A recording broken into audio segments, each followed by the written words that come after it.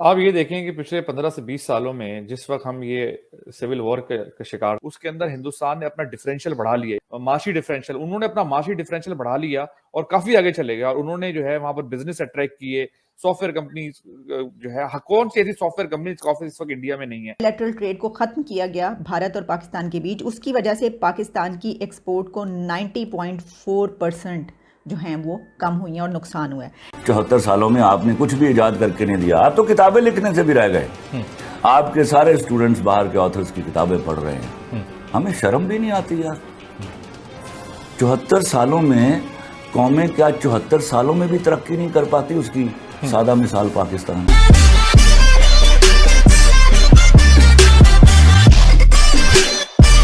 पिछले 15 से 20 सालों में जिस वक्त हम ये सिविल वॉर के शिकार थे, हमारे शाहराहों के ऊपर, हमारी मसाजिद के अंदर, हमारी हर बाजार में जो है धमाके हो रहे थे, लोग मर रहे थे, उस जमाने में हमारा जो माशी नुकसान हुआ, हम कितने पीछे रह गए।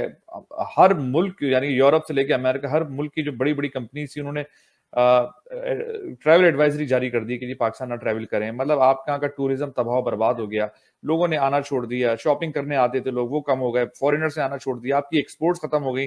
आपके यहाँ के जो कराची के और पंजाब के जो बिजनेसमैन थे, वो जाके मीटिंग्स करते थे बाहर के लोगों से दुबई के अंदर। और उस पूरे दौरानिए के अंदर इस पे एक स्टडी होनी चाहिए। उस पूरे 15-20 साल का जो अरसा है, उसके अंदर हिंदुस्तान ने अपना डिफरेंशियल बढ़ा लिया, यानी कि उसने पाकिस्तान और हिंदुस्तान का डिफरेंशियल था उतना ज्यादा नहीं था, माशी डिफरेंशियल, उन्होंने अपना माशी डिफरेंशियल बढ़ा लिया और काफी आगे चले गए। और उन्होंने जो है वहां पर बिजनेस अट्रैक्ट किए। सॉफ्टवेयर कंपनी जो है, कौन सी ऐसी सॉफ्टवेयर कंपनी इस वक्त इंडिया में नहीं है, तो उन्होंने माशी तौर पे अपने आप को उन्होंने मजबूत किया।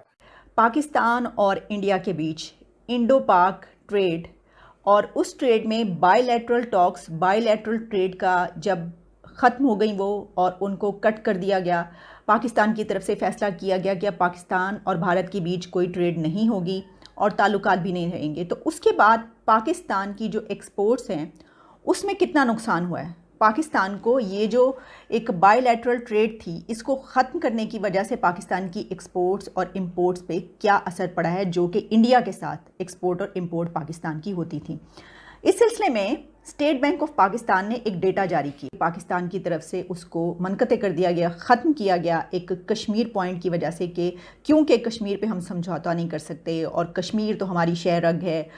As per data released by state bank of Pakistan, the exports dipped to $0.099 million from $1.035 million। यानी एक कहा गया है कि Pakistan export to India dipped 90.4% after suspension of trade ties between India and Pakistan. तो इसका मतलब ये हुआ कि 90% पाकिस्तान को नुकसान हुआ अपनी एक्सपोर्ट्स में, जो कि पहले एक तो हमारी एक्सपोर्ट्स हम जानती हैं कि कितने थोड़ी सी तो हैं, हम मुकाबला तो करते हैं इंडिया से, हम बांग्लादेश से, बल्कि हम तो सुपर पावर से भी मुकाबला करने पर आ जाते हैं। हम तो कहते हैं कि पूरी दुनिया हमारे सामने चीज़ क्या है। लेकिन ये इस वक्त जो हम बात कर रहे हैं कि पाकिस्तान के ये जो एक बायलैटरल ट्रेड को ख़त्म किया गया भारत और पाकिस्तान के बीच, उसकी वजह से पाकिस्तान की एक्सपोर्ट को 90.4% जो हैं वो कम हुई हैं और नुकसान हुआ है।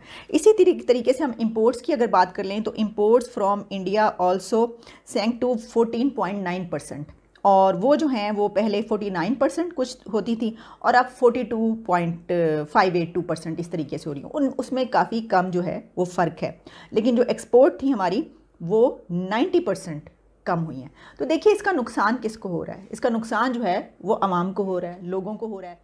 इस वक्त जो सिचुएशन है पाकिस्तान की आवाम की कि डॉलर आसमान को छू रहा है और उसी तरीके से इन्फ्लेशन भी आसमान को छू रही है। गैस के लिए आप ये कह रहे हैं, इस वक्त इस मुल्क के लोगों की सिचुएशन ये है कि डॉलर आसमान को छू रहा है, इन्फ्लेशन आसमान को छू रही है, हर चीज़ इतनी महंगी हो चुकी है जो कि एक आम आदमी की ख़रीद से बाहर हो चुकी है। का नाम लेकर आप उनको सिखाने निकले हैं कि हमने आपको आज़ाद करवा लिया। आप ना उस वक्त आज़ाद थे, आप ना आज आज़ाद हैं। भिखारियों की तरह पैसे मांगने वाली कौम, IMF सामने हर चौथे दिन झुकने वाली कौम, वो नज़रियात की और अपने नज़रिया पाकिस्तान की हिफाजत क्या करेगी? हमारे यहाँ सबसे पहला काम है जमील फारूकी साहब, हमें ये तय कर लेना है ये मुल्क इस्लामी जमहूरिया पाकिस्तान है कि नहीं। इसी वजह से 74 सालों में आपने कुछ भी इजाद करके नहीं दिया। आप तो किताबें लिखने से भी रह गए। आपके सारे स्टूडेंट्स बाहर के ऑथर्स की किताबें पढ़ रहे हैं। हमें शर्म भी नहीं आती यार। 74 सालों में कौमें क्या 74 सालों में भी तरक्की नहीं कर पाती? उसकी सादा मिसाल पाकिस्तान है। हमें लौट कर पीछे जाना पड़ता है कि उस वक्त दौर अच्छा था।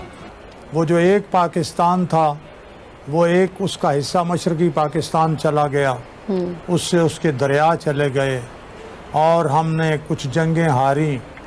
फिर उसके बाद सियाचिन हमसे चला गया, फिर ये दहशतगर्दी का मरकज़ बना, फिर यहाँ क्लाशनकोफ कल्चर आया और क्या कुछ नहीं हुआ। सर कारगिल भी हुआ, फिर उसको आपके लीडर ने उसको वापस किया। और उस कारगिल पे जो मैंने पेपर लिखा उसका उर्दू में नाम है कारगिल मार का या फंदा और अंग्रेजी में है कारगिल एडवेंचर और ट्रैप। उसके एक लफ्ज़ की तरदीद ना ISPR ने की, ना परवेज़ मुशर्रफ ने की, ना उनके सेक्रेटरी ने, किसी ने नहीं की। अल्हम्दुलिल्लाह